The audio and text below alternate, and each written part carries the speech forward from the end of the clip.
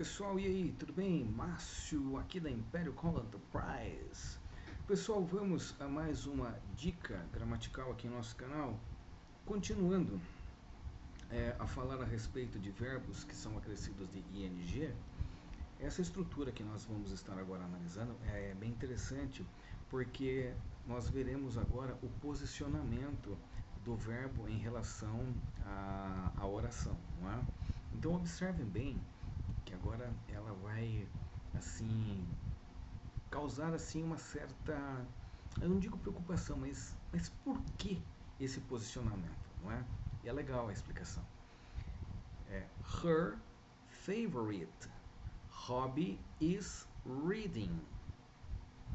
Her favorite hobby is reading. Vamos assim inverter para o português. O seu hobby favorito é ler. Só isso. Mas aí, Márcio, mas que maluquice é essa? Como assim? A frase é simples. Não estou vendo nada complicado. Calma aí. É que agora reading, ele faz parte do complemento da sentença. Her favorite hobby is what? Reading. Ele faz parte do complemento. Então, na verdade, agora nós estamos falando do ato, certo? Mas olha que interessante, porque agora nós estamos assim colocando da seguinte forma, que existe um hobby e que alguém tem esse hobby, e o hobby favorito dessa pessoa é o ato de ler. Então aqui, na verdade, simplesmente quer dizer o quê? Que ela tem hobby. 1, 2, 3, 4. Não é isso que a frase está dizendo. Porém, agora, o que quer deixar claro é que um desses hobbies é a prática da leitura, que é o complemento. Então, agora, anteriormente eu havia falado, não é, que reading ele funciona como o ato que motiva a prática da ação, ele trabalha como um sujeito, ou ele pode trabalhar como um objeto direto, dependendo do verbo, e agora ele faz parte do complemento da oração. Então, o que eu quero dizer?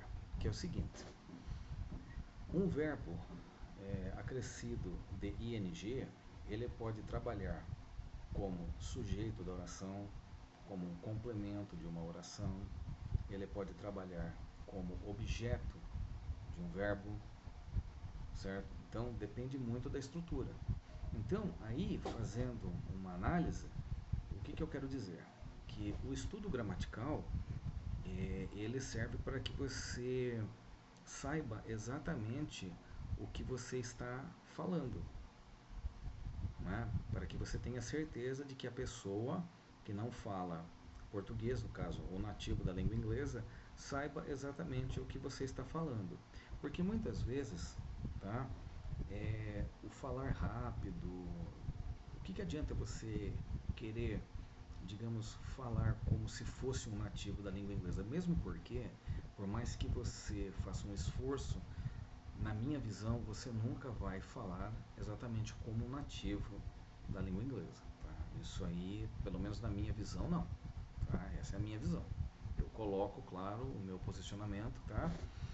Porém, é aquela questão, mas se você sabe, conhece a estrutura gramatical, você sabe o que você está falando, fica fácil, por exemplo, estabelecer a comunicação com o nativo da língua inglesa, inclusive, por exemplo, até, vamos lá, entre aspas, né, conseguir fazer com que o nativo fale um pouco mais devagar, porque ele vai pensar assim, poxa, eu entendo o que ele está falando e o que ele está falando faz sentido dentro do meu idioma. Então, se eu falar um pouco mais devagar, eu vou conseguir estabelecer comunicação. Então, é aquela história. Você falar corretamente, você pode de repente, não é certeza, tá? Fazer com que o nativo pause um pouco mais quando ele está falando, né? Aquela coisa do inglês, né? Blá, blá, blá, blá, blá, blá, falando, né? 500 mil palavras em 30 segundos, né? Aí fica complicado. Mas aí, de repente, por falar o inglês corretamente, pausadamente, não é? Por exemplo, assim, eu vou dar um exemplo. Sir, I am not able to understand what you are talking about the way you are speaking to me. So, is there any possibility of you to speak in slow or a little slow? Because if you speak a little slow, maybe I can understand you so really much better. Então percebe-se claramente que você consegue falar, o nativo entende e ele vai, puxa, ele fala corretamente, eu consegui entender, fez sentido para mim, por que não falar um pouco mais pausado para que possamos estabelecer comunicação? Mas aí se deve ao fato de você ter o conhecimento gramatical, certo? Saber pronunciar bem as palavras e saber exatamente utilizar estruturas a ponto de se fazer entendido através dela. Esse é o foco do estudo gramatical, tá? Por isso que eu volto a falar, a prática da escrita. Tá? A comunicação escrita hoje, na minha visão, é fundamental para que você possa falar inglês corretamente. Então, o objetivo da ImpérioCom hoje é trabalhar estrutura gramatical, não é? Trabalhar comunicação escrita visando comunicação verbal. Esse é o foco hoje da ImpérioCom Enterprise. Portanto, agora, ó, esta frase aqui que nós acabamos de analisar, né? Her favorite hobby is reading. Simplesmente a versão para o português é essa aqui, ó. Ela tem um hobby e o seu hobby é ler ou trata-se da leitura. Então a forma como você traduz não é tão importante assim, mas se você consegue entender o porquê que existe aquela estrutura, você consegue passar a ideia para quem não fala o português. Muito simples. Então, o que parece ser complicado não é complicado. É tudo uma questão de ajuste. É tudo uma questão de você mudar a sua forma de enxergar e começar a pensar assim, que estudo gramatical não seria uma perda de tempo. Muito pelo contrário, você ganha tempo. Você ganha tempo e você consegue uma comunicação clara e eficiente, certo? Seja no âmbito profissional ou seja, por exemplo, se você estiver a passeio em algum país onde a língua inglesa seja predominante. Só isso. Tudo bem? Então aí tá aí uma dica legal, eu espero realmente de coração tê-lo ajudado. E como todos sabem, chamo-me Márcio Antunes, aqui da ImpérioCom Enterprise. Eu vejo vocês no próximo vídeo.